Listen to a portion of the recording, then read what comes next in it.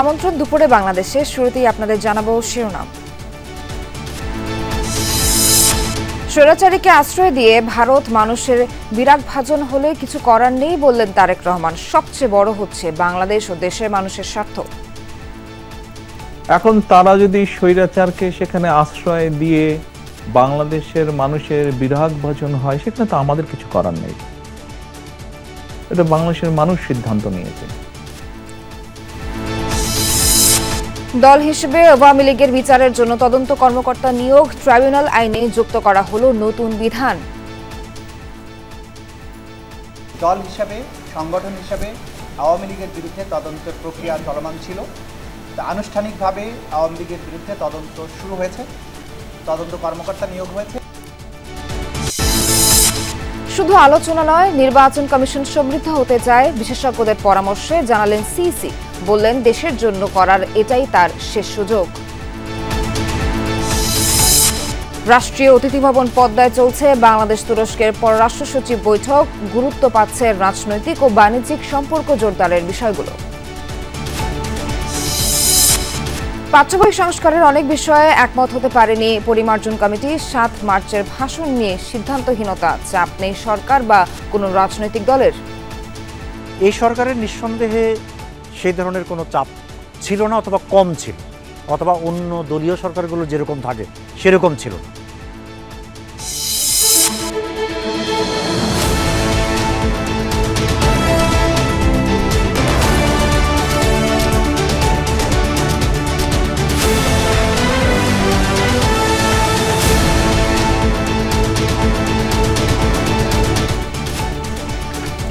দর্শক, এতক্ষণ শিরোনামগুলো দেখছিলেন। এছাড়াও দেশ বিদেশের আরো খবর নিয়ে দুপুরে বাংলাদেশে আপনাদের সঙ্গে আছি আমি নাবিলা সোহার। নির্বাচন নিয়ে প্রধান উপদেষ্টা দৃঢ় অবস্থান প্রকাশের পর অন্তর্বর্তী সরকারের ওপর থেকে সন্দেহ দূর হয়েছে। প্রধান উপদেষ্টা নির্বাচন ঘিরে যত বেশি দৃঢ় থাকবেন ততই সন্দেহ চলে যাবে বলে জানিয়েছেন বিএনপির ভারপ্রাপ্ত চেয়ারম্যান তারেক রহমান। বলেছেন, ক্ষমতায় গেলে কূটনীতিতে সবার আগে বাংলাদেশ নীতি গ্রহণ করবে বিএনপি।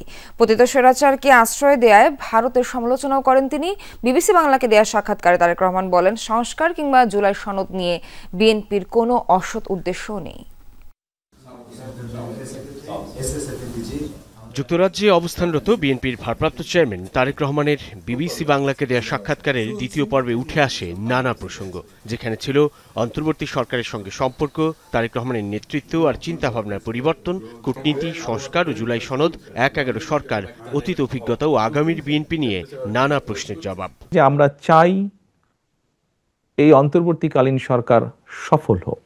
তারেক রহমান জানান, অন্তর্বর্তী সরকারের কর্মকাণ্ডের উপরই নির্ভর করবে বিএনপির সঙ্গে সম্পর্কের উষ্ণতা বা শীতলতা। অন্তর্বর্তীকালীন সরকার প্রধান ডক্টর ইউনূস বেশ কয়েকবার উনি ওনার যে সিদ্ধান্ত সেটির ব্যাপারে উনি দৃঢ় অবস্থান গ্রহণ করেছেন। তারপর থেকেই খুব স্বাভাবিকভাবেই এই সন্দেহটি বহু মানুষের মন থেকে ধীরে ধীরে ধীরে চলে যেতে ধরেছে। ওনারা যা বলেছেন, ওনারা যত বেশি দৃঢ় থাকবেন তত এই সন্দেহ চলে যাবে আস্তে আস্তে। তারেক রহমান জানান, কূটনীতিতে বিএনপির মূলনীতি সবার আগে বাংলাদেশ। ভারতের সঙ্গে সম্পর্কের বেলায়ও দেশ ও দেশের মানুষের স্বার্থকে প্রাধান্য দেওয়ার দৃঢ় অবস্থান তুলে ধরেন বিএনপির ভারপ্রাপ্ত চেয়ারম্যান। আমার কাছে বাংলাদেশের স্বার্থ বড়, আমার কাছে বাংলাদেশের মানুষের স্বার্থ বড়। কাজে কে কি বললো আমার কিছু যায় আসে না, আমার হচ্ছে সবার আগে বাংলাদেশ, সিম্পল। অবশ্যই আমি আমার পানির হিস্সা চাই। অবশ্যই আমি দেখতে চাই না যে ফেলানির আরেক ফেলানি ঝুলে আছে। এখন তারা যদি স্বৈরাচারকে সেখানে আশ্রয় দিয়ে বাংলাদেশের মানুষের বিরাগভাজন হয়, সেখানে তো আমাদের কিছু করার নেই। এটা বাংলাদেশের মানুষ সিদ্ধান্ত নিয়েছে যে তাদের সাথে শীতল থাকবে। সো আমাকে আমার দেশের মানুষের সাথে থাকতে হবে। একজন ব্যক্তি 2 বারের বেশি প্রধানমন্ত্রী থাকতে পারবে না, এমন প্রস্তাবের উদাহরণ টেনে তারেক রহমান বলেন, স্বৈরাচারের চোখে চোখ রেখে বিএনপি প্রথম সংস্কারের কথা বলেছে। সংস্কার কিংবা জুলাই সনদ নিয়ে বিএনপি কোনো লুকোচুরি করছে না বলেও জানান তিনি। আমরা তো কোনো হাইড অ্যান্ড সিক করছি না। আমি যেটা মনে করছি যে ভাই, আমি মনে করছি যেটা আমার দৃষ্টিতে ঠিক না, আমি বলছি ঠিক না। যেহেতু জনগণ মনে করে যে তত্ত্বাবধায়ক সরকার থাকলে একটি নিরপেক্ষ নির্বাচন হবে, বিএনপি 2/3 থাকার পরেও তো বিএনপি চেঞ্জ করেনি। কাজেই এক ব্যক্তির হাতে থাকলেই যে স্বৈরাচার হবে তা না, এটি নির্ভর করে ব্যক্তি টু ব্যক্তি। শুধু আইন চেঞ্জ করলেই সবকিছু সঠিক হয়ে যাবে না। তারেক রহমান বলেন ১/১১ সরকার বিরাজনীতিকরণের মাধ্যমে দেশকে অন্ধকারে নিতে চেয়েছিল। রাষ্ট্র পরিচালনার অভিজ্ঞতা কাজে লাগিয়ে বিএনপি ভালো কিছু করার বিষয়ে প্রতিশ্রুতিবদ্ধ বলে উল্লেখ করেন তিনি। আপনি বললেন অতীত থেকে শিক্ষা নিতে হবে। ইয়েস, আমরা অতীতে এই ভালো কাজগুলো করেছি, ভবিষ্যতে ইনশাল্লাহ এই বিষয়গুলো কনসিডারেশন রেখেই আমরা সামনে এগিয়ে যাব। প্র্যাগমেটিক কথা যেটা, বাস্তব কথা যেটা, আমি সুযোগ পেলে যে সাথে সাথেই বিষয়টি হবে তা না। কারণ আমি সুযোগ পেলে আপনাকেও বুঝতে হবে আপনিও কিন্তু দেশ গঠনের একটা পার্ট। শুধু এতটুকু বলতে পারি যে yes, we are committed, we will try our best to perform best to do that. অপপ্রচারকে যেন সংবাদ হিসেবে প্রচার করা না হয়, রাজনৈতিক কর্মী হিসেবে সেই আহ্বানও জানান বিএনপির ভারপ্রাপ্ত চেয়ারম্যান। গুরুত্ব দেন সামাজিক যোগাযোগ মাধ্যম ব্যবহারে সচেতন হওয়ার বিষয়ে। আমি আমার মত থেকে প্রকাশ করলাম, কিন্তু এই মত প্রকাশের ফলে কি কেউ ক্ষতিগ্রস্ত হলো কি না। সাইফুদ্দিন রবিন, যমুনা নিউজ, ঢাকা। মানুষ ক্ষতির সম্মুখীন। দল হিসেবে আওয়ামী লীগের বিচারের জন্য তদন্ত শুরুর নির্দেশ দিল ট্রাইব্যুনাল। নিয়োগ দেওয়া হয়েছে তদন্ত কর্মকর্তা। সকালে ট্রাইব্যুনালের সূত্রে জানা গেছে এ তথ্য। জুলাই আগস্টে গণঅভ্যুত্থানে প্রত্যক্ষ পরোক্ষভাবে দলীয় অপকর্মে জড়িত থাকার বিচার করবে ট্রাইব্যুনাল। তাছাড়া বিগত 16 বছর গুম খুন সহ মানবতা বিরোধী অপরাধের বিচার করা হবে। Chief prosecutor advocate Tajul Islam জানান, তদন্তে যদি অন্যান্য দলের সংশ্লিষ্টতা পাওয়া যায় সে ব্যাপারেও আইনগত পদক্ষেপ নেওয়া হবে। এদিকে শেখ হাসিনা সহ 3 জনের বিরুদ্ধে মানবতা বিরোধী অপরাধ মামলায় আজ শেষ সাক্ষীর 3য় দিনের জেরা অনুষ্ঠিত হবে। এই মামলার মূল তদন্ত কর্মকর্তা মোহাম্মদ আলমগীরকে জেরা করবেন আসামিদের পক্ষে রাষ্ট্র নিযুক্ত আইনজীবী। সোমবারও তাকে দিনভর জেরা করা হয়। জেরায় চৌধুরী আব্দুল আল মামুনকে রাজসাক্ষী করার বিষয়ে প্রশ্ন করা হলে তদন্ত কর্মকর্তা জানান, কোনো চাপে নয়, সত্য উদ্ঘাটনের স্বার্থেই তিনি রাজসাক্ষী হয়েছেন। তিনি আরও জানান, জুলাইয়ে আইন শৃঙ্খলা বাহিনী এবং সরকার দলীয় সশস্ত্র গোষ্ঠী 50টিরও বেশি জেলায় মারণাস্ত্র ব্যবহার করেছে। শেখ হাসিনার বিরুদ্ধে মামলায় 25 কার্যদিবসে 54 জন সাক্ষ্য দিয়েছেন। এদিকে ট্রাইব্যুনালে আশুলিয়ায় 6 লাশ পোড়ানোর মামলারও চলছে সাক্ষ্য গ্রহণ। আনুষ্ঠানিকভাবে আওয়ামী লীগের বিরুদ্ধে তদন্ত শুরু হয়েছে, তদন্ত কর্মকর্তা নিয়োগ হয়েছে এবং তারা তদন্ত কাজ খুব দ্রুতই সম্পন্ন করবেন। তারা সর্বোত্তম চেষ্টা করবেন এবং তদন্ত রিপোর্ট প্রাপ্তি সাপেক্ষে দল হিসাবে বিচারের জন্য আওয়ামী লীগের ব্যাপারেও যথাযথ ব্যবস্থা গ্রহণ করা হবে।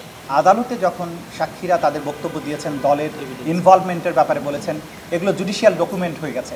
সুতরাং ভবিষ্যতে দলের বিরুদ্ধে যে তদন্ত হবে, দলের বিরুদ্ধে যে সমস্ত সাক্ষ্য প্রমাণ আসবে, তার মধ্যে বিদ্যমান যে সমস্ত সাক্ষ্য ইতিমধ্যে হয়ে গেছে যেগুলো, সেই সাক্ষ্য প্রমাণগুলো অন্যতম এভিডেন্স হিসেবে গণ্য হবে।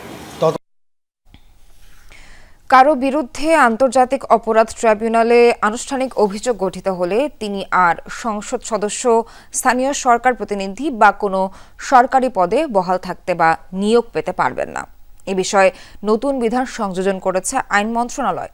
সোমবার জারিকৃত গেজেট অনুযায়ী অভিযোগ গঠনের পর আসামি এমপি, মেয়র, চেয়ারম্যান, কমিশনার বা প্রশাসক পদচ্যুত হবেন। একই সাথে সরকারি চাকরি বা অন্য কোনো সরকারি পদেও নিয়োগযোগ্য থাকবেন না। তবে কেউ যদি ট্রাইব্যুনাল থেকে খালাসপ্রাপ্ত হন বা অভিযোগ থেকে রেহাই পান, তাহলে এই নিষেধাজ্ঞা তার ক্ষেত্রে প্রযোজ্য হবে না, সেটিও উল্লেখ করা হয়েছে গেজেটে। রাষ্ট্রপতির অনুমোদন ক্রমে প্রকাশিত এই অধ্যাদেশের মাধ্যমে আন্তর্জাতিক অপরাধ ট্রাইব্যুনাল আইনে নতুনভাবে রাজনৈতিক ও প্রশাসনিক পদের যোগ্যতার সীমা নির্ধারণের বিধান কার্যকর হলো। বিচার প্রক্রিয়া চলমান থাকা অবস্থায় যদি কোনো আইন সংশোধন হয়, যেটা বলতে চেয়েছেন, যেমন ধরুন একজন ব্যক্তির বিচার চলমান আছে, সেই ব্যক্তির বিচারকে প্রভাবিত করতে পারে এমন কোনো বিষয় সংশোধন হলে তখন আপনি প্রস্তুত হতে পারেন। কিন্তু এইখানে যে আইনটা সংশোধন করা হয়েছে বা যা কিছু করা হয়েছে, সেই আইনটা এখনো প্রয়োগযোগ্য হয়নি, সেটা কোনো প্রভাব পড়বে না, ন্যায় বিচারের পরিপন্থীও হবে না।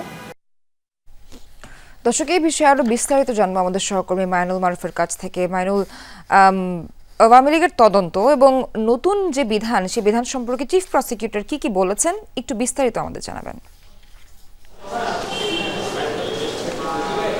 এর মধ্যে সকালে আমরা একটি ঘটনা পেয়েছি, সেটি যে আইন সংশোধন, অর্থাৎ নতুন একটি আইন যুক্ত করা হয়েছে যে ট্রাইব্যুনাল আইনে। সেখানে যে যদি কেউ ট্রাইব্যুনালের যে ফর্মাল চার্জ প্রসিকিউশন জমা দেবে ট্রাইব্যুনালে, সেখানে যদি নাম থাকে তাহলে তিনি সরকারি চাকরি বা যে নির্বাচিত প্রতিনিধি হিসেবে থাকতে পারবেন, অর্থাৎ এমপি, মেয়র কিংবা সরকারি কোনো দায়িত্বে তিনি থাকতে পারবেন না এবং তিনি সরকারি চাকরির জন্য বিবেচিত হবেন না বলে এই আইনটি পাশ হয়েছে। অপরদিকে আরেকটি বিষয় ছিল আজকে যে শেখ হাসিনার বিচার কিন্তু চলছে, তবে আওয়ামী লীগের বিচার কিন্তু এতদিনও শুরু হয়নি এবং তদন্তর বিষয়েও কিন্তু এতদিন বেশ নীরব ছিল প্রসিকিউশন বা সকল পক্ষই। এবং এই মুহূর্তে এর মধ্যে আমরা গত দুদিন আগে কিন্তু চিফ প্রসিকিউটর বলেছিলেন আওয়ামী লীগের যে বিচার সেই বিচারের তদন্ত দ্রুতই শুরু হবে, তবে প্রাথমিক তদন্ত চলছে।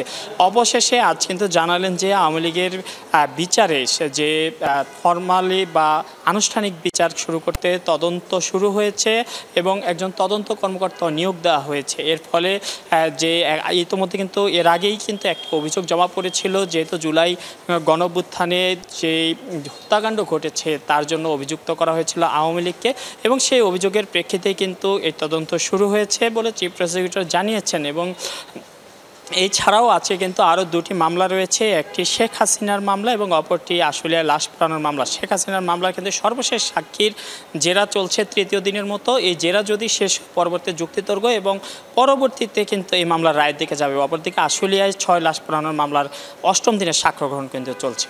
সোহার। মাইনুল, আপনাকে ধন্যবাদ।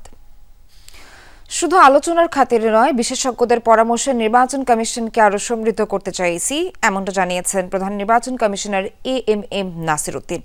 সকালে আগারগাঁওয়ে নির্বাচন কমিশন ভবনে ছিল নির্বাচন বিশেষজ্ঞদের সাথে কমিশনের সংলাপ। সেখানেই সিসি এসব কথা বলেন। জানান, রাজনীতিবিদরা বর্তমানে ঐকমত্য কমিশনের সাথে আলোচনায় রয়েছেন, তাই পরে তাদের সাথে সংলাপে বসবে ইসি। জানান, যাচাই বাছাই শেষে 21,30,000 মৃত ভোটারের নাম তালিকা থেকে বাদ দেওয়া হয়েছে। পাশাপাশি 35 লাখ যোগ্য ভোটারকে তালিকাভুক্ত করা হয়েছে। জানান, নতুন উদ্যোগ গ্রহণের পাশাপাশি ইসিকে মোকাবেলা করতে হচ্ছে নিত্য নতুন চ্যালেঞ্জ। সংলাপে সিইসি উল্লেখ করেন, 73 বছর বয়সে তার চাওয়া পাওয়ার কিছু নেই, দেশের জন্য কিছু করার এটাই শেষ সুযোগ। আপনাদের মতামত সেভাবে নিয়েছি এবং আমার কমিটমেন্টও তাই, আমার পুরা ইসির কমিটমেন্টও তাই, একটা সুন্দর গ্রহণযোগ্য স্বচ্ছ একটা নির্বাচন জাতিকে উপহার দেওয়া। এখানে সবার সহযোগিতা লাগবে, ইসি একার পক্ষে সম্ভব না। দর্শকের সম্বন্ধে আমরা আরো জানবো সহকর্মী তানভীর মৌসুমের কাছ থেকে। তানভীর, বৈঠকে যে আলোচিত বিষয়, এই বিষয়ে কি কি আলোচনা হয়েছে সে সম্পর্কে নতুন কিছু জানতে পারলেন কিনা জানাবেন। সোহার, সংলাপের শেষ পর্যায়ে আছে এখন নির্বাচন কমিশনের সাথে নির্বাচন বিশেষজ্ঞদের যে সংলাপ সেটির শেষ পর্যায়ে সর্বশেষ বক্তা কথা বলছেন এবং তার বক্তব্যের পরেই আসলে এই সংলাপের যে প্রথম পর্ব অর্থাৎ নির্বাচন বিশেষজ্ঞদের সাথে সেটি শেষ হয়ে যাবে। দ্বিতীয় পর্ব শুরু হবে দুপুর 2:30টায়, সেটি নারী নেতৃবৃন্দের সাথে। এখন পর্যন্ত যেসব বিষয়গুলো আলোচনায় মতামতের পরামর্শ উঠে এসেছে সেগুলো হলো আরপিও সংশোধন, এআই এর অপব্যবহার এবং এরপর রয়েছে মিডিয়ার যে ভূমিকা, পর্যবেক্ষণ সংস্থার ব্যাপারে নির্বাচন কমিশনের ভূমিকা, পর্যবেক্ষণ সংস্থার অনুমোদন, পর্যবেক্ষণ সংস্থাকে প্রশিক্ষণ দেওয়া, এ ধরনের বিষয়গুলো এসেছে। মিডিয়া মনিটরিংয়ের মতো বিষয়গুলো এসেছে এবং এছাড়াও এখানকার যে সংলাপ সেই সংলাপে উঠে এসেছে গণভোটের কথাও এবং গণভোটটি আসলে জাতীয় নির্বাচনের দিনেই করা সম্ভব কিনা এবং সেক্ষেত্রে নির্বাচন কমিশনকে আসলে বড় ধরনের কোনো চ্যালেঞ্জে পড়তে হবে কিনা, কোনো কর্মযজ্ঞ সেখানে আরও বেশি বাড়ার কোনো আশঙ্কা রয়েছে কিনা, সে বিষয়গুলো কিন্তু উঠে এসেছে আলোচনায় উঠে এসেছে এই গণভোটের ব্যাপারে। এবং এখানে যেহেতু অনেক নির্বাচন বিশ্লেষক অংশ নিয়েছেন, অনেক নির্বাচন পর্যবেক্ষকরা রয়েছেন, সেহেতু তারা কিন্তু যেহেতু বিদেশে তারা গিয়েছেন, তারা বিদেশে দেখেছেন যে আসলে কি ধরনের এখানে নির্বাচনের ক্ষেত্রে কি অভিজ্ঞতা তারা কাজে লাগাতে পারে। বর্তমানে যে নাসির উদ্দিন কমিশন রয়েছে তারা কি বিদেশ থেকে, তারা বিদেশের বিভিন্ন দেশের যে নির্বাচন কমিশন রয়েছে সেখান থেকে তারা কি অভিজ্ঞতা কাজে লাগাতে পারে সেসব পরামর্শ এসেছে। এবং বেশ কয়েকজন আলোচক তারা কিন্তু আসলে মিডিয়ার যে ভূমিকা, মিডিয়ার ভূমিকা একই সাথে মিডিয়াকে আরও একটু মিডিয়ার উপর যে লাগাম পরানোর যে পরামর্শ, সে পরামর্শটিও কিন্তু দিয়েছেন। একজন আলোচক রয়েছেন, তিনি বলেছেন যে ভোট কেন্দ্রের 400 গজের মধ্যে কোনো মিডিয়া রাখা যাবে না, গণমাধ্যম রাখা যাবে না, এমন প্রস্তাবও কিন্তু এসেছে, এমন মতামতও কিন্তু দিয়েছেন নির্বাচন বিশেষজ্ঞদের অনেকে। সোহার। তানভীর, আপনাকে ধন্যবাদ। রাষ্ট্রীয় অতিথি ভবন পদ্মায় বাংলাদেশ ও তুরস্কের মধ্যে পররাষ্ট্র সচিব পর্যায়ের বৈঠক শুরু হয়েছে। বাংলাদেশের নেতৃত্ব দিচ্ছেন পররাষ্ট্র সচিব আসাদ আলম সিয়াম। তুরস্কের পক্ষে আছেন দেশটির উপ পররাষ্ট্রমন্ত্রী বেরিস একিঞ্চি। মঙ্গলবার সকাল 10:30 থেকে রাষ্ট্রীয় অতিথি ভবন পদ্মায় এই বৈঠক অনুষ্ঠিত হয়। এই বৈঠকে বাংলাদেশ ও তুরস্কের মধ্যে বাণিজ্য, প্রতিরক্ষা ও রাজনীতিতে সম্পর্কে গভীর করার বিষয়ে আলোচনা হওয়ার কথা। বৈঠকের পর একটি যৌথ বিবৃতি দেওয়া হবে, যেখানে রাজনৈতিক পরিসরে সম্পর্ক জোরদার, ব্যবসা বাণিজ্য বাড়ানো এবং প্রতিরক্ষা সহযোগিতাকে অংশীদারত্বে রূপ নেয়ার মতো বিষয়গুলো অন্তর্ভুক্ত থাকবে। সফরের প্রথম দিন সোমবার বেরিস একিঞ্চি বিএনপি, জামায়াতে ইসলামী ও জাতীয় নাগরিক পার্টি এনসিপি নেতাদের সঙ্গে আলাদাভাবে বৈঠক করেছেন। আজ পররাষ্ট্র সচিব পর্যায়ের বৈঠকের পর তিনি পররাষ্ট্র উপদেষ্টা মোহাম্মদ তৌহিদ হোসেন ও অন্তর্বর্তী সরকারের প্রধান উপদেষ্টা অধ্যাপক মোহাম্মদ ইউনূসের সঙ্গে সৌজন্য সাক্ষাৎ করবেন। দর্শক, পদ্মায় আছেন আমাদের সহকর্মী লামিয়া তিথি। যাচ্ছি তিথির কাছে। তিথি, বৈঠকে কি কি বিষয়ে আলোচনা হয়েছে আর কিছু জানতে পেরেছেন কিনা আপনি এই বিষয়ে? সহায় যেমনটা জানেন যে সকাল থেকে যেটা জানাচ্ছিলাম যে বাংলাদেশ এবং তুরস্কের তুরস্কের যেই মন্ত্রী পর্যায়ে যে সচিবদের বৈঠক রয়েছে, উপপররাষ্ট্রমন্ত্রী পর্যায়ে যে সচিবদের বৈঠক রয়েছে, সেটি কিন্তু বেলা 10:30 নাগাদ শুরু হয়েছে, কিন্তু এখন পর্যন্ত কিন্তু বৈঠকটি চলমান রয়েছে। তো বৈঠকের বিষয়ে কিন্তু বিস্তর না জানতে পারলেও এখন পর্যন্ত যেই সকল বিষয় নিয়ে কথাবার্তা চলছে সেগুলো নিয়ে কিছুটা আমরা সাংবাদিকরা জানতে পেরেছি। সেটি কিন্তু বলা যাচ্ছে যে দুই দেশের সম্পর্কের নানা বিষয়ের পাশাপাশি আঞ্চলিক ও আন্তর্জাতিক নানা ইস্যু নিয়ে কিন্তু প্রায় 2.5 ঘন্টা চলছে বৈঠক। একই সাথে কিন্তু খসড়া আলোচ্য বিষয়ে কিন্তু দ্বিপাক্ষীয় সম্পর্কের মধ্যে কিন্তু বাণিজ্য এবং বিনিয়োগটা কিন্তু আলাদাভাবে নজর পাচ্ছে। একই সাথে কিন্তু প্রতিরক্ষা সহযোগিতা এবং রাজনৈতিক সম্পর্ক উন্নয়ন, এছাড়া কৃষিখাত, স্বাস্থ্য, অভিবাসন, শিক্ষা, সংস্কৃতি এবং বিজ্ঞান ও প্রযুক্তি, এই যোগাযোগ খাতটাও কিন্তু মোটামুটি এই বিষয়গুলো কিন্তু আলোচনার মধ্যে রয়েছে। যদি বলি যে 10:30 থেকে এখন কিন্তু 1:17 বাজে, প্রায় 2.5 ঘন্টার বেশি এই বৈঠকটা চলছে, এখনও চলমান রয়েছে। তবে এই বৈঠক কিন্তু এখান থেকে শেষ হওয়ার পরেই কিন্তু যেই তুরস্কের উপপররাষ্ট্রমন্ত্রী বেরিস একিঞ্চি রয়েছে, তিনি কিন্তু এরপরেই কিন্তু যেই আমাদের বাংলাদেশের যেই পররাষ্ট্র উপদেষ্টা রয়েছেন তার সাথে কিন্তু বৈঠক করবেন। এরপরে কিন্তু সন্ধ্যা নাগাদ জানা গেছে যে প্রধান উপদেষ্টার সাথেও বৈঠক করবেন। এরপরেই কিন্তু যে তুরস্কেরও উপপররাষ্ট্রমন্ত্রী রয়েছেন তিনি কিন্তু দেশ ত্যাগ করবেন। বাংলাদেশ ছেড়ে তার 2 দিনের সফর কিন্তু শেষ হবে। তিথি, আপনাকে ধন্যবাদ। দর্শক, এই মুহূর্তে কথা বলছেন প্রধান নির্বাচন কমিশনার এম নাসির উদ্দিন। সরাসরি যাচ্ছে তার বক্তব্যে।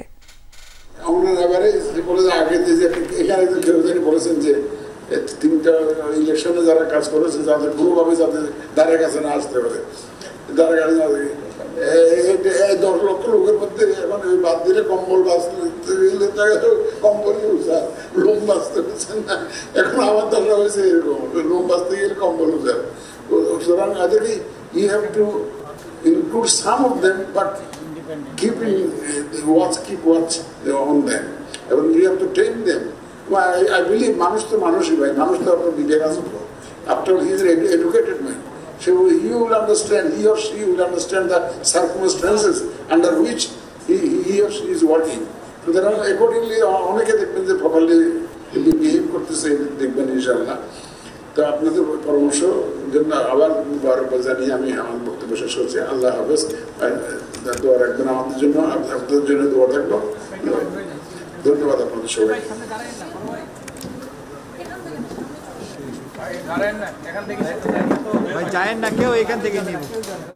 দর্শক, বক্তব্য রাখছিলেন প্রধান নির্বাচন কমিশনার। সরাসরি যুক্ত ছিলাম সেখান থেকে।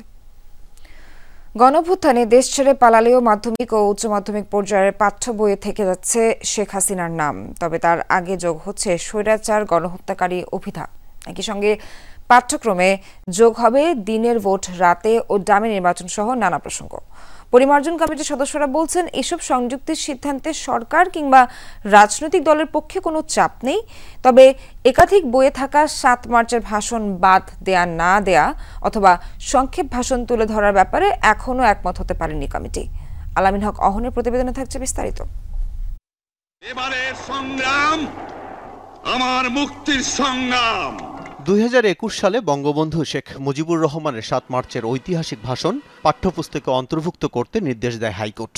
পরে পুরো ভাষণ যুক্ত হয় মাধ্যমিক ও উচ্চ মাধ্যমিকের বইয়ে। অষ্টম শ্রেণীর সাহিত্য কণিকা বইয়ে পুরো ভাষণ ও ভাষণ সংশ্লিষ্ট তথ্য আছে 6 পৃষ্ঠা জুড়ে।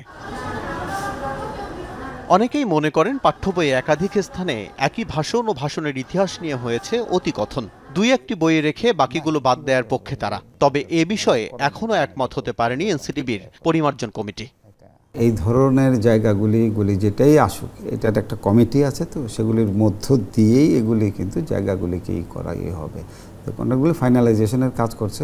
বই পরিমার্জন শেষে চূড়ান্ত অনুমোদন হয় জাতীয় শিক্ষাক্রম সমন্বয় কমিটি সহ কয়েকটি কমিটির সম্মতি নিয়ে। তেমনই একটি কমিটিতে আছেন বাংলা একাডেমির মহাপরিচালক অধ্যাপক ডক্টর মোহাম্মদ আজম।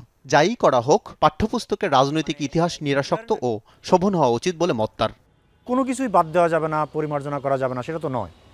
কারণ যদি বাড়াবাড়ি ঘটে থাকে তাহলে সেটা তো একেবারেই সাধারণ একটা মাত্রার মধ্যে নিয়ে আসার প্রয়োজনেই কাটছাট করতে হতে পারে। জানা গেছে আওয়ামী লীগ আমলের নির্বাচনের প্রকৃত অনেক তথ্যই যোগ করা হচ্ছে পাঠ্যে। একাদশ দ্বাদশ শ্রেণীর পৌরনীতি ও সুশাসন বইয়ে 2014, 18 ও 24-এর রাতের ভোট ও ডামি প্রার্থীর বিষয়গুলো তুলে ধরার কথাও জানা গেছে। সেই সাথে শেখ হাসিনার নামের আগে যোগ হচ্ছে স্বৈরাচার ও গণহত্যাকারী। স্বৈরাচার ধরনের শব্দ যেটা আমাদের পাঠ্যপুস্তকে আগেও কিন্তু ব্যাপকভাবে ব্যবহৃত হয়েছে অন্য অনেকের ক্ষেত্রে। সুতরাং এটা যদি এখনকার পাঠ্য বইতে যদি ইমিডিয়েট আগের শাসক সম্পর্কে যায়, আমি সেটাকে কোনো খুব বড় ব্যত্যয় কিংবা ভিন্ন ব্যতিক্রম মনে করব না। সাধারণত রাজনৈতিক সরকার যখন থাকে তখন পাঠ্যপুস্তকে ইতিহাসের নির্মোহ বর্ণনা থাকে না, সেটাই আমরা জানি। এবার তো রাজনৈতিক সরকার নেই, তাহলে ইতিহাসের সেই নির্মোহ বর্ণনা পাঠ্যপুস্তকে কতটা এলো? এই সরকারের নিঃসন্দেহে সেই ধরনের কোনো চাপ ছিল না, অথবা কম ছিল, অথবা অন্য দলীয় সরকারগুলো যেরকম থাকে সেরকম ছিল না। এনসিটিবি কিংবা সরকার তারা তো আর বই লেখে না। সেদিক থেকে সরকার চাইলেই যে একটা ব্যাপার সম্পূর্ণরূপে করতে পারবে পাঠ্যপুস্তকে, ব্যাপারটা এরকম নয়। কিন্তু আমি অনেক দূর পর্যন্ত এই চেষ্টাটা দেখেছি। আমি বলবো না যে এটা পুরোপুরি সন্তোষজনক, কিন্তু খানিকটা হয়তো অগ্রগতি হয়েছে। নতুন শিক্ষাক্রম স্থগিত করে গত বছর 2012 সালের শিক্ষাক্রমের আলোকে পাঠ্য বই পরিমার্জন করে অন্তর্বর্তী সরকার। সেই ধারাবাহিকতায় 2026 সালের জন্যও ব্যাপক পরিবর্তন আনা হচ্ছে। আল আমিন হক অহন, যমুনা নিউজ, ঢাকা। 6 বছরেও চূড়ান্ত নিষ্পত্তি হয়নি বুয়েট শিক্ষার্থী আবরার ফাহাদ হত্যা মামলার। বিচারিক আদালত ও হাইকোর্টের রায়ের পর এখনও শুরু হয়নি আপিল বিভাগের কার্যক্রম, জানিয়েছেন আসামি পক্ষের আইনজীবীরা। মামলা দ্রুত নিষ্পত্তি করে দোষীদের শাস্তি দেওয়া কার্যকরের দাবি নিহত আবরারের বাবার। বিশ্লেষকরা বলছেন, একটি অপরাধের বিচারের দীর্ঘসূত্রতায় জন্ম নেয় আরেকটি অপরাধ। রিয়াজ রায়হানের রিপোর্ট, ক্যামেরায় ছিলেন পার্থ রায়। এমন একটি ছবির ওজন কত, সন্তান হারানো বাবার বুকের হাহাকার, ক্ষোভার আক্ষেপের ক্ষতটা কত বড়, কিংবা না মেলা সমীকরণের দীর্ঘশ্বাসটা কত দীর্ঘ। আবরার ফাহাদের বাবার কাছে এসব প্রশ্নের উত্তর জানতে চাওয়াটা নেহায়েতই অমূলক। বুয়েটের শেরেবাংলা হল 1011 নং কক্ষে থাকতেন আবরার ফাহাদ। ঠিক তার উপরেই 2011 নম্বর কক্ষ। 2019 সালের 7 অক্টোবর এই কক্ষেই পিটিয়ে হত্যা করা হয় বুয়েটের তড়িৎ ও ইলেকট্রনিক প্রকৌশল বিভাগের 2য় বর্ষের শিক্ষার্থী আবরার ফাহাদকে। পরে সিঁড়িতে লাশ ফেলে চলে যায় হত্যাকারীরা। সন্তান হত্যার ঘটনায় তৎকালীন বুয়েট ছাত্রলীগের 25 নেতাকর্মীর নামে হত্যা মামলা দায়ের করেন আবরারের বাবা। প্রায় 2 বছর পর মামলার রায়ে 25 আসামির মধ্যে 20 জনের মৃত্যুদণ্ড ও বাকিদের যাবজ্জীবন সাজা দেন বিচারিক আদালত। চলতি বছরের মার্চে দেয়া হাইকোর্টের রায়েও বহাল থাকে বিচারিক আদালতের আদেশ। এরপর হাইকোর্টের রায়ের বিরুদ্ধে আপিল করে বেশ কয়েকজন আসামি। 2 রায়ে বেশ কিছু ত্রুটি আছে বলে দাবি আসামি পক্ষের আইনজীবীর। আইনের প্রিন্সিপালে বলা হয়েছে যে আইনজীবীদের উপস্থাপিত কোনো বক্তব্য পাশ কাটাইয়া যাওয়া উচিত নহে, যুক্তি ও আইনের মাধ্যমে মোকাবেলা করিতে হইবে, খণ্ডন করে তারপর একটা অবজারভেশন দিয়ে রায় দিতে হইবে। সেই কাজটি আমাদের এই মামলায় অনারেবল হাইকোর্ট ডিভিশন যে রায় দিয়েছেন সেই রায়ে এটা পরিলক্ষিত হয়নি। তবে ক্যামেরায় কথা না বললেও আসামি পক্ষের আপিল দেখে পরবর্তী সিদ্ধান্ত নেওয়া হবে বলে জানায় রাষ্ট্রপক্ষ। মামলার চূড়ান্ত নিষ্পত্তি নিয়ে আক্ষেপ আছে বাদী আবরারের বাবার। এখন তো আমাদের সূত্র তো অনেক আছে, কোন সময় কি এটা তো মনে হয়েই থাকে। এই ব্যাপারে রাষ্ট্রের কাছে আমাদের অনুরোধ থাকবে যাতে আমাদের উপরে একটু নজরদারি থাকে, যাতে আমরা সঠিকভাবে পথে চলাফেরা করতে পারি। এদিকে সমাজ বিশ্লেষকরা বলছেন, এমন চাঞ্চল্যকর হত্যাকাণ্ডের বিচার বিলম্বিত হলে তাতে লাভবান হয় অপরাধীরা। তথ্য প্রমাণ আছে, আমার একেবারে ভিডিও ফুটেজ আছে, সেখানে যদি 7 বছর লাগে যে একটা বিচার সম্পন্ন করতে, তাহলে তো দুইটা প্রশ্ন সামনে আসে। প্রথম প্রশ্ন যে এই ধরনের হত্যাকাণ্ড বিচারের ক্ষেত্রে আমাদের যে পর্যায় বা ধাপগুলো অনুসরণ করতে হয়, এই ধাপগুলো কতটা সক্ষমতার দাবি করে যে এই ধরনের হত্যাকাণ্ডের বিচারের জন্য, অথবা ধাপগুলো কার্যকরী আছে, আমরা বিচার চাই না। তো এই ধরনের এই দুটি প্রেক্ষাপটের উপস্থিতি কিন্তু আসলে আমরা লক্ষ্য করছি। আবরার ফাহাদের স্মৃতি ধরে রাখতে উদ্যোগ নিয়েছে বুয়েটের শেরেবাংলা হল প্রশাসন। হল প্রাঙ্গণে নির্মাণ করা হয়েছে আবরার স্মৃতিফলক। শিক্ষা প্রতিষ্ঠানে ভর্তি হওয়ার পর কোনো শিক্ষার্থী নিশ্চয়ই চায় না শিক্ষা জীবন শেষ হওয়ার আগেই নির্মমতার মহাকাব্যের উপর দাঁড়িয়ে থাক তার একটি এরকম স্মৃতিফলক। তবুও বুয়েটের শিক্ষার্থীরা বলছেন, আবরার ফাহাদের এই স্মৃতিফলক হোক দ্রোহ আর প্রতিবাদের স্তম্ভ, যেটির উপর দাঁড়িয়ে শিক্ষার্থীদের অন্যায়ের বিরুদ্ধে প্রতিবাদ জারি থাকুক যুগের পর যুগ। রিয়াজ রায়হান, যমুনা নিউজ, বুয়েট, ঢাকা। ফেব্রুয়ারি নির্বাচন নিয়ে শঙ্কা নেই, সুষ্ঠু ভোটের জন্য জুলাই সনদ সহ সংস্কার প্রয়োজন এ মন্তব্য করেছেন জামায়াত ইসলামী নায়েবে আমির ডক্টর সৈয়দ আব্দুল্লাহ মোহাম্মদ তাহির। সকালে হযরত শাহজালাল আন্তর্জাতিক বিমানবন্দরের ভিআইপি গেটে সাংবাদিকদের মুখোমুখি হন তিনি। বাংলাদেশ যে ইউনাইটেড আছে অন মেজর ইস্যুস, রাষ্ট্রের প্রয়োজনে, রাষ্ট্রের বড় বড় সমস্যার সমাধানে এবং রাষ্ট্রীয় ব্যাপারগুলোতে দলমত নির্বিশেষে আমরা যে ঐক্যবদ্ধ আছি, এইটি সারা বিশ্বের কাছে প্রমাণিত হয়েছে, তুলে ধরা সম্ভব হয়েছে। কুমিল্লা মেডিকেল কলেজ হাসপাতাল যেন চলছে অনিয়ম আর গরমিলের উপরেই। 100 টাকার ইনজেকশন কেনা হচ্ছে আরও 12 গুণ বেশি দামে। 5 কোটি টাকার ওষুধ কেনাকাটার পুরোটাই জুড়ে একই চিত্র। বিষয়গুলো জানাজানি হলে গোজামিল দিয়ে আবারও নতুন চাহিদাপত্র তৈরি করা হয়, তবে সেখানেও গরমিল পেছু ছাড়েনি। বিস্তারিত খোকন চৌধুরীর প্রতিবেদনে।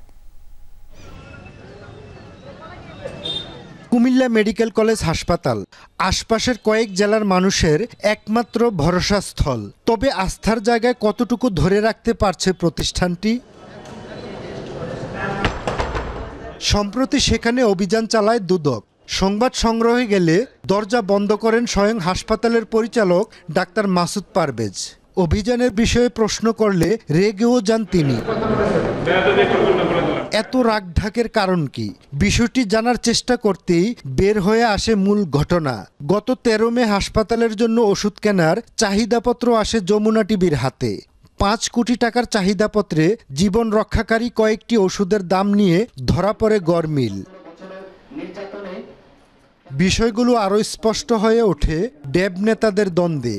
অনিয়মের পেছনে মহানগর ড্যাবের সভাপতি MM হাসান সহ আরও কয়েকজনকে দায়ী করেন ড্যাবের অন্য নেতারা। এই দুর্নীতির দায় কুমিল্লা মেডিকেল কলেজ ড্যাব ইউনিটের সবাই উপরে পড়ে, সবাই এই দায়ভার নিতে যান। আমি কেন আমাদের কুমিল্লা মেডিকেল কলেজের অর্থনৈতিক দায়ভারের আমার উপরে পড়বে? কেন ড্যাবের ফান্ড রাইজ করতে হবে? কেন কোথাও কথা শুনতে হলে বাইরে কথা শুনতে হয় যে ড্যাবের ফান্ডে টাকা জমা হচ্ছে? এবার পাওয়া গেল আরও একটি চাহিদাপত্র। সেখানে কয়েকটি ওষুধের দাম প্রথম চাহিদাপত্রের চেয়ে কমানো হলেও গরমিল রয়েই গেছে। মে মাসের কেনাকাটার ওষুধ নিয়ম বহির্ভূতভাবে এসেছে সেপ্টেম্বরে। নেই কোনো সরকারি সিল। দুদকের দাবি, গণমাধ্যমে সংবাদ প্রচারের পর বিষয়টি ধামাচাপা দিতেই নতুন চাহিদাপত্র তৈরি করা হয়। অনিয়ম হয়েছে, কিন্তু তারা এই বিভিন্ন নিউজে আসার পরে এগুলো হয়তো আমার কাছে ধারণা যে তারা এটা পরবর্তীতে মেকআপ দিয়েছে। ঠিক কোন প্রক্রিয়ায় এত গরমিল রেখে ওষুধ কেনা হলো বা দ্বিতীয়বার চাহিদাপত্র তৈরি হলো, এই প্রশ্নগুলোরও কোনো উত্তর মেলেনি। নিয়ে কোনো মন্তব্য না, আমরা আমাদের সুপারিশগুলো দিয়ে দিই। আমাদের কি পাইছি আমি যে তদন্ত যা পাই, আমাকে মনে হয় তদন্ত দেওয়া হয়েছিল একটা এত কোটি টাকার লেনদেন হয়েছে এই বিষয়ে। দ্রুত জড়িতদের চিহ্নিত করে শাস্তির দাবি সচেতন নাগরিকদের। খোকন চৌধুরী, যমুনা নিউজ, কুমিল্লা। চাকসু ও রাকসু নির্বাচনের প্রচারে ব্যস্ত প্রার্থীরা। সকাল থেকে ভোটারদের মন জয়ে চট্টগ্রাম বিশ্ববিদ্যালয় ক্যাম্পাসে ছাত্রদল, ছাত্রশিবির সহ বিভিন্ন প্যানেল ও স্বতন্ত্র প্রার্থীরা। আবাসিক হল, অনুষদ সহ বিভিন্ন স্থানে প্রচারণা চালাচ্ছেন তারা। নানা প্রতিশ্রুতি দেওয়ার পাশাপাশি তুলে ধরছেন নির্বাচনী অঙ্গীকার। অন্যদিকে সুষ্ঠু ও গ্রহণযোগ্য ভোট আয়োজনের আশ্বাস দিয়েছে নির্বাচন কমিশন। চাকসু নির্বাচনের কেন্দ্র ও হল সংসদ মিলিয়ে মোট প্রার্থী 907 জন। ভোট গ্রহণ আগামী 15 অক্টোবর। রাজশাহী বিশ্ববিদ্যালয়ের আবাসিক হল, টুকিটাকি চত্বর সহ ক্যাম্পাসের বিভিন্ন স্থানে প্রচার চালাচ্ছেন প্রার্থীরা। শিক্ষার্থীদের বিভিন্ন সমস্যার সমাধানে দিচ্ছেন নানা আশ্বাস। 14 অক্টোবর পর্যন্ত আচরণবিধি মেনে প্রচার চালাতে পারবেন প্রার্থীরা। 16 অক্টোবর নির্বাচনকে কেন্দ্র করে সার্বিক প্রস্তুতি সম্পন্ন জানিয়েছে রাষ্ট্র নির্বাচন কমিশন। এর আগে 20 সেপ্টেম্বর প্রাতিষ্ঠানিক সুবিধার দাবিতে শিক্ষক ও কর্মকর্তারা ক্যাম্পাসে শাটডাউন কর্মসূচি ঘোষণা করেন। এ সময় ছাত্রদল সহ অনেক প্রার্থীরা ভোট পেছানোর দাবি তোলেন। পরে জরুরি সভায় নির্বাচন পেছানোর সিদ্ধান্ত নেয় কমিশন। গাজায় যুদ্ধবিরতি চুক্তির আওতায় ইসরায়েলের কারাগার থেকে ফিলিস্তিনের সবচেয়ে জনপ্রিয় নেতার মুক্তি চায় হামাস। বিভিন্ন গণমাধ্যমের দাবি, প্রতিদ্বন্দ্বী হওয়া সত্ত্বেও ফাতার আলোচিত নেতা মারওয়ান বারঘুতির মুক্তির দাবি জানিয়েছেন ফিলিস্তিনি স্বাধীনতাকামী গোষ্ঠীটি। বন্দি বিনিময়ের অংশ হিসেবে আহমদ সাদাত, ইব্রাহিম হামিদ ও আব্বাস আল সাইদের মতো হাই প্রোফাইল ফিলিস্তিনিদেরও ফেরত চেয়েছে হামাস। দশকের পর দশক ধরে কারণে অকারণে ফিলিস্তিনিদের আটক করছে ইসরায়েল। দেশটির বিভিন্ন কারাগারে বর্তমানে বন্দী প্রায় 10,000 ফিলিস্তিনি, যাদের মধ্যে অন্তত 303 জন ভোগ করছেন যাবজ্জীবন সাজা। অনেককে আটকে রাখা হয়েছে বিনা বিচারে। মার্কিন প্রেসিডেন্ট ডোনাল্ড ট্রাম্পের শান্তি প্রস্তাব অনুযায়ী অন্যান্য বন্দির পাশাপাশি যাবজ্জীবন সাজাপ্রাপ্ত 250 জনকে মুক্তি দিতে রাজি হয়েছে ইসরায়েল। তেল আবিবের বিভিন্ন গণমাধ্যম বলছে, এর মধ্যে বেশ কয়েকজন হাই প্রোফাইল ফিলিস্তিনির মুক্তির দাবি জানিয়েছে হামাস। তাদের মধ্যে সবচেয়ে আলোচিত মারওয়ান বারঘুতি। ফিলিস্তিনের সবচেয়ে জনপ্রিয় নেতা ভাবা হয় ফাতার এই সদস্যকে। ফিলিস্তিনিদের নেলসন ম্যান্ডেলা হিসেবে পরিচিত বারঘুতির উপর রয়েছে 5টি যাবজ্জীবন সাজার খড়ক। 2002 সাল থেকে ইসরায়েলি কারাগারে বন্দী এই নেতাকে ফিলিস্তিনের ভবিষ্যৎ প্রেসিডেন্টও ভাবা হয়। দ্বিতীয় ইন্তিফাদার সময় ছিলেন ব্যাপক আলোচনায়। তার নেতৃত্বেই 2017 সালে ইসরায়েলি কারাগারে আমরণ অনশন করেছিল ফিলিস্তিনি বন্দীরা। আরেক আলোচিত স্বাধীনতাকামী আহমেদ সাদাতের মুক্তিও চেয়েছে Hamas. Popular front for the liberation of প্যালেস্টাইনের শীর্ষ এই কমান্ডার দীর্ঘদিন বন্দী ছিলেন ফিলিস্তিন কর্তৃপক্ষের কাছে। 2006 সালে পশ্চিম তীরের কারাগারে অভিযান চালিয়ে তাকে আটক করে আইডিএফ। পরে 2008 সালে তাকে 30 বছরের কারাদণ্ড দেয় ইসরায়েলের একটি সামরিক আদালত। তালিকায় আছে হামাসের সশস্ত্র শাখা কাশেম ব্রিগেডের পশ্চিম তীর শাখার কমান্ডার ইব্রাহিম হামাদ। 8 বছর ওয়ান্টেড লিস্টে থাকার পর 2006 সালে আটক হন তিনি। 47টি খুনের দায়ে 54টি যাবজ্জীবন সাজার খড়গ রয়েছে তার ওপর। তুলকারেমের হামাস নেতা আব্বাস আল সাইদ 2002 সালে একটি আত্মঘাতী হামলায় 30 জনের মৃত্যুর জন্য তাকে দায়ী করে ইসরায়েল। 35টি যাবজ্জীবনের সাজা মাথায় নিয়ে বন্দী তিনি। আল সাইদের মুক্তিও চেয়েছে হামাস। এছাড়াও কাশেম ব্রিগেডের এলিট ফোর্স নাগবা ফাইটার্সের বেশ কয়েকজন সদস্যকেও বন্দি বিনিময় চুক্তিতে মুক্তির দাবি জানিয়েছে হামাস, যারা সরাসরি অংশ নিয়েছিল 2023 সালের 7 অক্টোবরের হামলায়। মোস্তফা মাহমুদ, যমুনা নিউজ। জানাবো খেলার খবর। শুরুতে নারী বিশ্বকাপের খবর। টুর্নামেন্টে নিজেদের দ্বিতীয় ম্যাচে আজ ইংল্যান্ডের মুখোমুখি হবে বাংলাদেশ। আসামের গুয়াহাটি স্টেডিয়ামে ম্যাচ শুরু হবে বাংলাদেশ সময় বিকাল 3:30টায়। এর আগে কলম্বোতে নিজেদের প্রথম ম্যাচে পাকিস্তানের বিপক্ষে 7 উইকেটের দুর্দান্ত জয় পায় বাংলাদেশ। এই জয়ের মাধ্যমে 2 পয়েন্ট নিয়ে বিশ্বকাপের পয়েন্ট টেবিলে 4র্থ স্থানে অবস্থান করছে নিগার সুলতানা জ্যোতি দল। তবে ইংল্যান্ডের বিপক্ষে মুখোমুখি পরিসংখ্যানে পিছিয়ে টাইগ্রেসরা। সবশেষ 2022 বিশ্বকাপে ইংল্যান্ডের মুখোমুখি হয়েছিল বাংলাদেশ, যে ম্যাচে 100 রানের বিশাল জয় পেয়েছিল ইংল্যান্ড। এবার দৃশ্যপট পাল্টাতে যায় লাল সবুজের প্রতিনিধিরা। বড় জয়ে আসর শুরু করা টাইগ্রেসদের চোখ পূর্ণ 3 পয়েন্টে।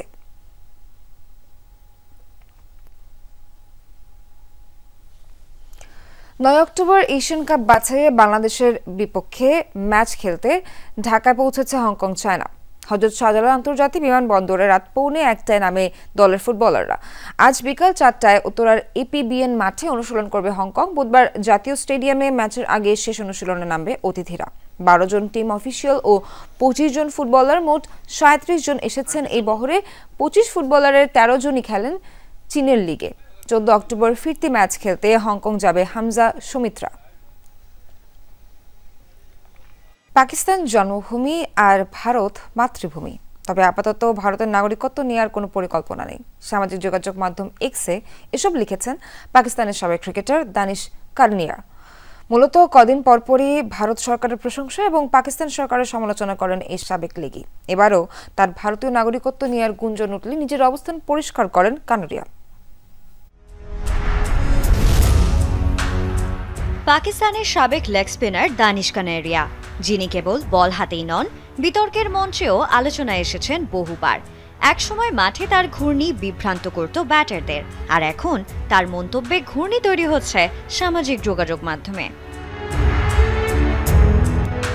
বেশ কয়েক বছর ধরেই গুঞ্জন আছে চিরপ্রতিদ্বন্দ্বী ভারতের নাগরিকত্ব চান কানেরিয়া। অবশ্য এমন ভাবনার আছে যৌক্তিক কারণও। প্রায়ই তাকে দেখা যায় নিজ দেশ পাকিস্তান সরকারের সমালোচনা করতে, আবার প্রশংসা করছেন ভারত সরকারের নীতি। এবারও হয়নি তার ব্যতিক্রম। মাত্র 3 দিন আগে ভারতের অন্যতম প্রভাবশালী হিন্দু জাতীয়তাবাদী সংগঠন RSS এর প্রশংসা করে একটি পোস্ট দেন কানেরিয়া, যেখানে তিনি দাবি করেছেন এই সংগঠনটি হিন্দু সমাজকে শক্তিশালী করছে। তার এমন মন্তব্যে আবারও প্রশ্ন উঠেছে, কানেরিয়া কি তাহলে ধীরে ধীরে এগুচ্ছেন ভারতের নাগরিকত্বের দিকে? তবে এসব বিতর্কের উত্তর এবার নিজেই দিয়েছেন সাবেক এই লেগ স্পিনার। সামাজিক মাধ্যম এক্সে তিনি লিখেছেন, পাকিস্তান আমার জন্মভূমি, কিন্তু ভারত আমার পূর্বপুরুষদের দেশ, আমার মাতৃভূমি। আমার কাছে ভারত একটা মন্দিরের মতো। বর্তমানে আমার ভারতীয় নাগরিকত্ব নেয়ার কোনো পরিকল্পনা নেই। ভবিষ্যতে যদি আমার মতো কেউ তা নিতে চায়, তাহলে আমাদের মতো মানুষের জন্য তো CAA রয়েছে। CAA হচ্ছে ভারতের নাগরিকত্ব সংশোধনী আইন, যার আওতায় বাংলাদেশ, পাকিস্তান ও আফগানিস্তান থেকে ভারতে যাওয়া হিন্দু, শিখ, বৌদ্ধ, জৈন, পার্সি এবং খ্রিস্টান সম্প্রদায়ের কিছু শরণার্থীদের দেশটির নাগরিকত্ব দেয়া হয়। Sanjana Ivy, Jamuna Sports. দর্শক, দুপুরে বাংলাদেশের প্রথম ঘন্টা থেকে বিদায় নিচ্ছে আমি নাবিলা সোহার। পরের ঘন্টা খবর নিয়ে ফিরবেন সহকর্মী মাসুম রাব্বি। দেখার আমন্ত্রণ রইল।